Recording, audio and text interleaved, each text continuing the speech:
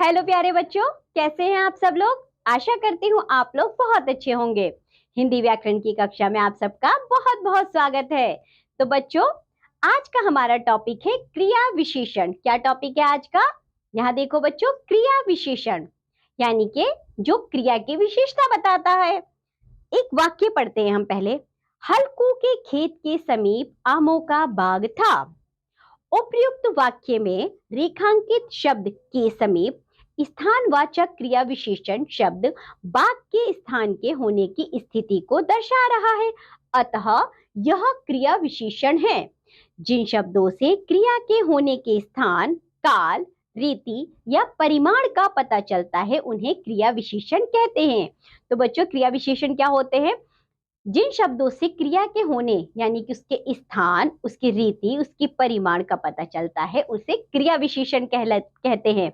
जैसे उदाहरण के लिए इन वाक्यों को समझिए। आइए पढ़ते हैं पहले इन्हें। जबरा चारपाई के नीचे लेटा हुआ था। तो बच्चों, हमने क्या पढ़ा? जबरा चारपाई के नीचे स्थान हमें पता चल रहा है ना बच्चों, कहाँ लेटा था? के नीचे लेटा था। तो स्थानवाचक क्रिया विशेषण होगा यहाँ पर, ठीक है।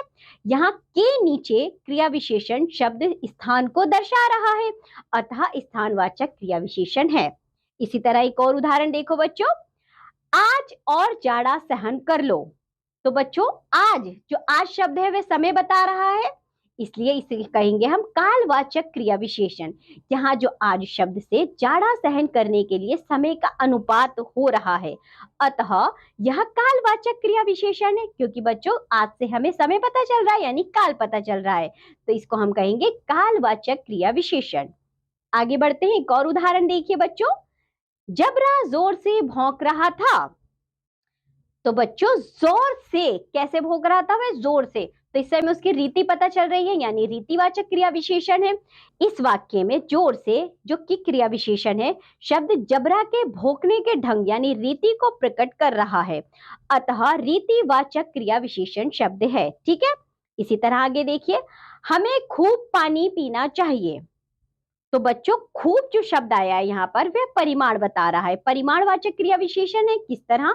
इस वाक्य में पानी पीने के लिए कम, ज्यादा, खूब ये परिमाण है, शब्द उनकी मात्रा को दर्शा रहे हैं, अतः खूब परिमाणवाचक क्रिया विशेषण शब्द है।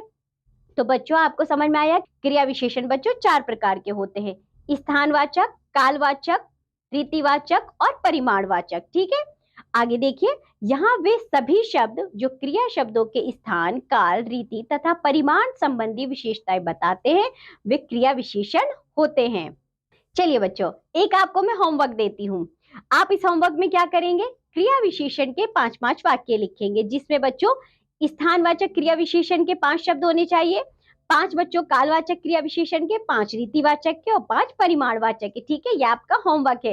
तो इसी के साथ बच्चों, आज हमने क्या पढ़ा? आज हमने पढ़ा क्रिया विशेषण। हमने देखा कि क्रिया विशेषण क्या होता है बच्चों, जो क्रिया की विशेषता बताए, और उसमें भी क्रिया विशेषण 4 प्रकार के होते हैं। आज जो भी पढ़ा है आप लोग उसका अच्छे से अभ्यास करिए। अब हम मिलेंगे आपसे अगली कक्षा में, तब तक के लिए बाय बच्चों।